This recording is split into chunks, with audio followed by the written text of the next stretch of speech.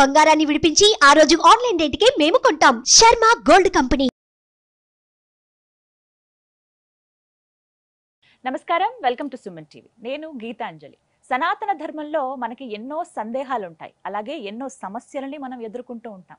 వీటన్నింటికీ కూడా ఒక పరిష్కారం ఉంటుంది అని చెబుతారు.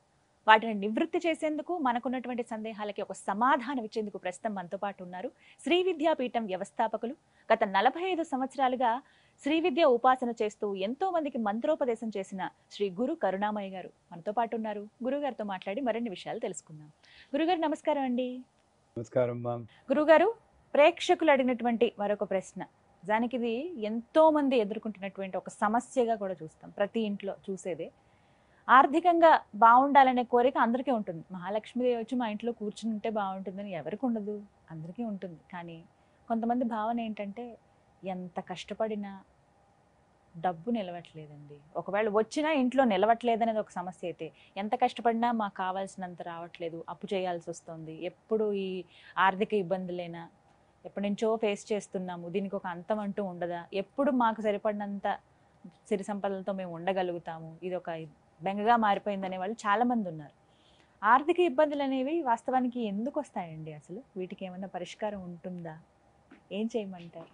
కుచేలుడే ఈ ప్రశ్న అడగలేదు, వాళ్ళ ఆవిడ అడిగింది. హా, కుచేలుడికి రాలేదు, గర్భదరిద్రంతో ఉండేవాడు. అవును.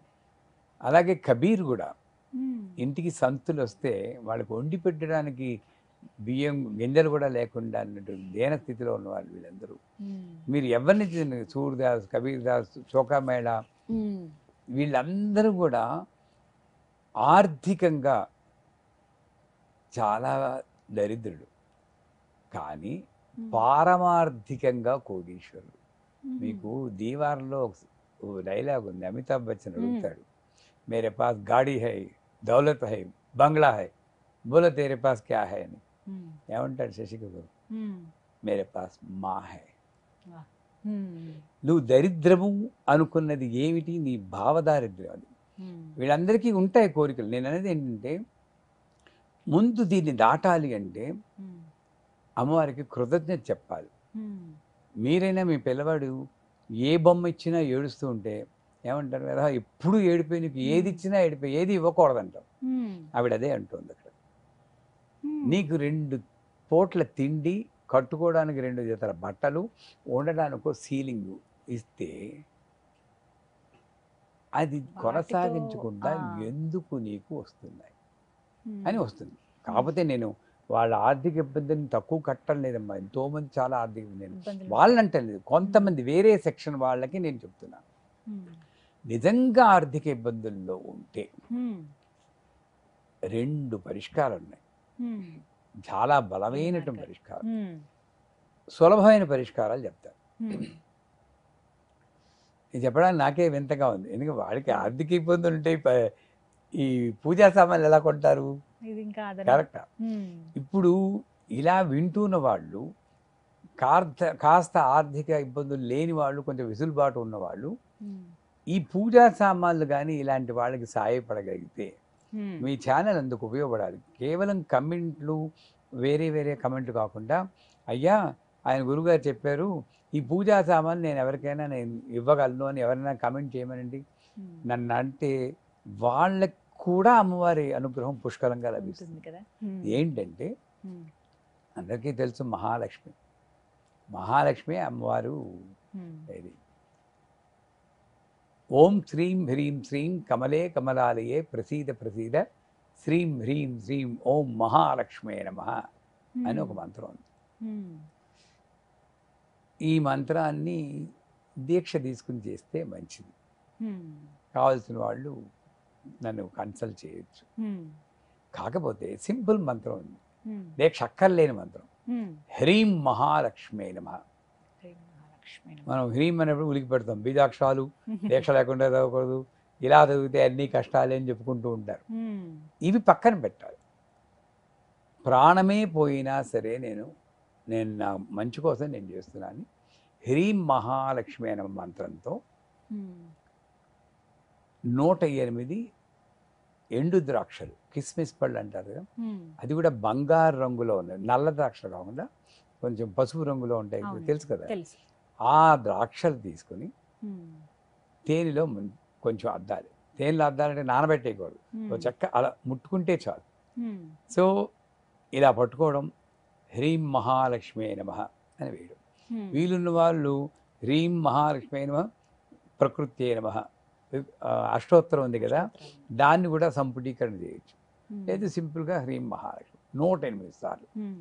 ఈ ప్రతిసారి తేనెలో ముంచినటువంటి ఈ యొక్క కిస్మిస్ పండుని పెట్టాలి. 5 ఉపచారాలు ఉన్నాయి: గంధం, పుష్పం, ధూపం, దీపం, నైవేద్యం. చాలు, చిన్నవి. సో అమ్మవారిని ఏం చేయాలి, ఓ విగ్రహం ఫోటో పెట్టుకోండి. ఇంటర్నెట్ చూస్తే ఏదో ఒక లక్ష్మీదేవి విగ్రహం వస్తుంది, చిన్న ప్రింట్అవుట్ తీసుకోవచ్చు. లేకపోతే నన్ను అడగమని నేను పంపిస్తాను. ఆ ఫోటో పెట్టుకుని అక్షతలు తీసుకుని హ్రీం మహాలక్ష్మి నమః ఆవాహయామి. ఎందుకంటే ఫోటో అన్న భావన పోయి లక్ష్మి వచ్చింది, ఆవిడకి మెడకి గంధం పోయింది. హ్రీం మహాలక్ష్మి అని గంధం. పుష్పం అన్నప్పుడు హ్రీం మహాలక్ష్మి అని పుష్పం పెట్టింది. ఎంత సింపుల్గా చేసుకోవచ్చు తెలుసా అండి. పెద్ద పెద్దవన్నీ పండితులు చదువుతారు, మామూలు ఒక రిక్షావాడో ఆటో నడుపుకున్నాడు ఏం చేస్తారండి.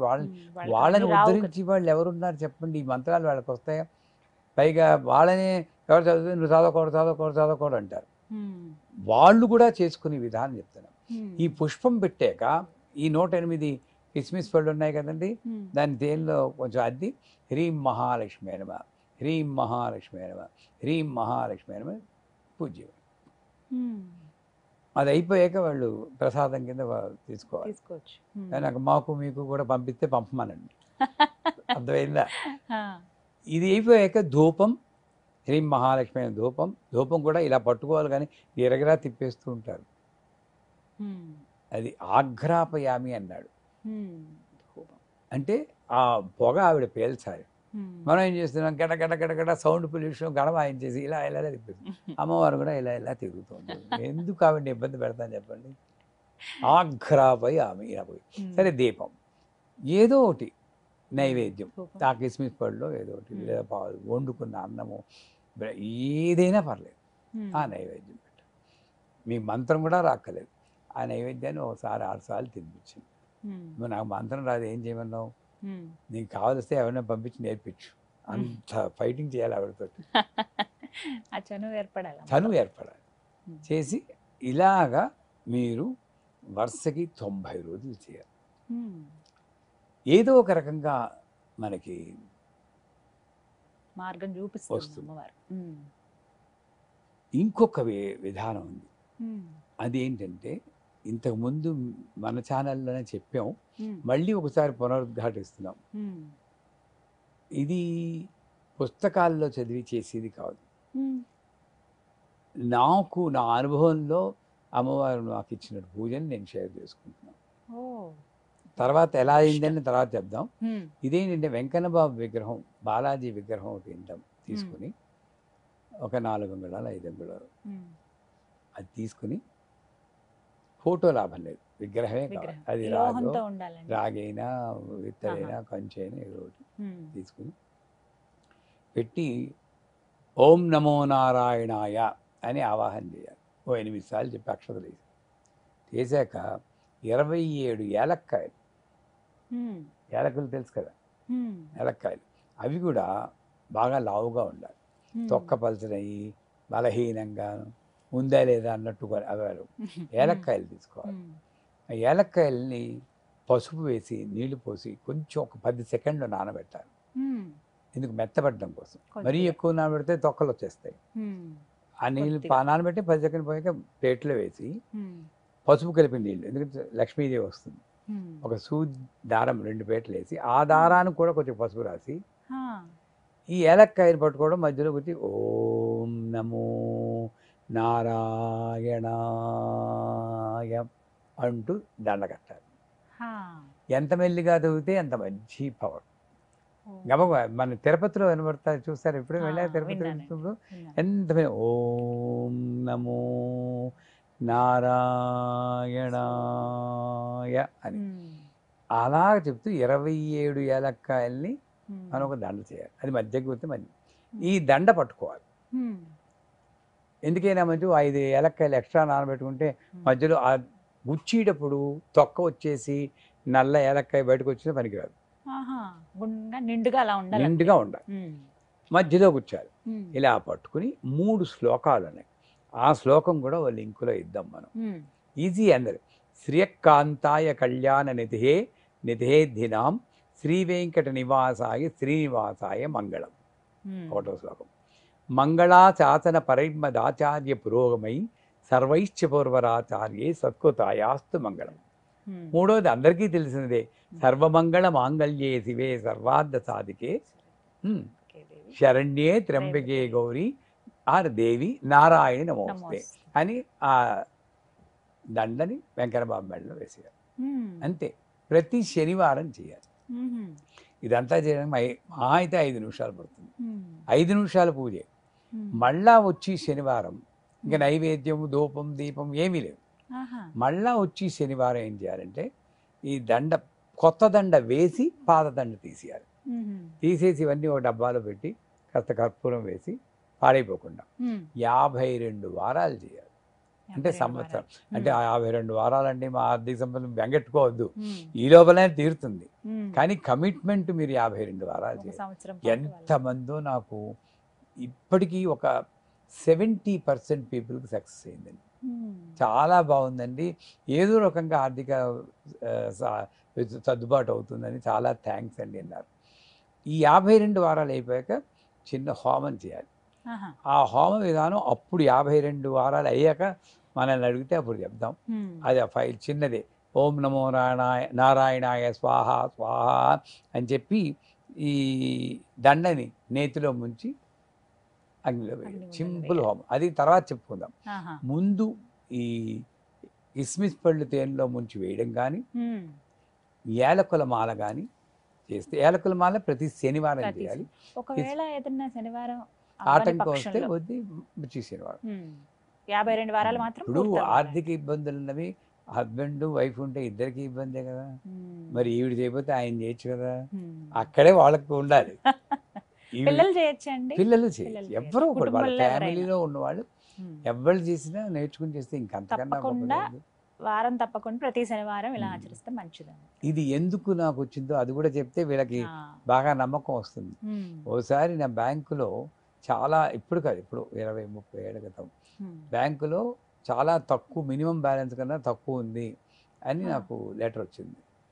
మీ ఫైన్ వేస్తున్నాం అంటే 500 కన్నా కూడా తక్కువ అయిపోయింది. అప్పుడు ఎందుకు అయిందో తెలియదు. నిజానికి లేవు అప్పుడు, ఆనెస్ట్గానే. దెబ్బలాడాను అమ్మవారితో. ఏంటమ్మా నిన్ను పట్టుకుని నేనుండి నీకోసం నేను అందరికీ చెప్పుకుంటే నా సంగతి నువ్వే చూసుకోవాలి కదా అని వదిలేసాను. అది ఇప్పుడు మంగళవారం. గురువారం నాడు అమెరికా నుండి ఫోన్ వచ్చింది, పూర్ణిమ అని. గురుజీ మీకు చెప్పచ్చో లేదో తెలియదు, నా కళలో అమ్మవారు కనబడి ఇదేదో పూజ చెప్పింది, ఇది మీ గురువుగారు చెప్పింది. తానీషాకి రాముల వారు కనబడి రామదాసును వదలమన్నాడు, ఈయనేమో ప్రార్థిస్తున్నాడు. అక్కడికి వెళ్ళి కనబడింది ఆవిడ. నాకు అంటే ఏంటమ్మా చెప్పన్నాను. అమ్మాయి పని చేయదు. నేను చెప్పారు. నేను శనివారం చేశాను. వెంటనే మీరు నమ్మరు, మళ్ళా మంగళవారం నాకు అదే అమెరికా ఇంకో చోటు నుండి ఫోన్ వచ్చింది. గురూజీ అరబ్ వాళ్ళు మీరు గురువు అని తెలిసాను, నేను చాలా తప్పు చేశాను, అమ్మవారు కళ్ళలో కనబడి వాళ్ళు తల్లిదండ్రులు అంటావు, వాళ్ళు ఎలా ఉన్నారో నీకు తెలుసా, ఏ ఆర్థిక విద్యలో ఉన్నారో తెలుసా, వేలు చెయ్యన్నారు, మిమ్మల్ని అడగకుండా 50,000 మీ బ్యాంకులో వేసాను. ఒక్కరోజు ఎప్పటి నుండి ఇప్పటి వరకు ఇంచుమించులో నేను ప్రతి శనివారం చేస్తున్నాను. నాకేమి లేవు ఆర్థిక ఇబ్బందులు, దేవుడి దయ వల్ల. ఎంతో థ్యాంక్స్. ఆ రోజు నన్ను అలా రక్షించినందుకు ఇన్నేళ్ళు నేను థ్యాంక్స్ చెప్పుకుంటూనే చేస్తాను. ఎప్పుడు 30-40 హోమం చేస్తాను. ఇది అందరికీ నేను నమ్మకం కోసం లైవ్ ఎగ్జాంపుల్ నేను ఇస్తున్నాను. స్వయంగా మీకు అమ్మవారు ఇలా వేరే వేరే మార్గాల ద్వారా మీకు తెలియజేశారు.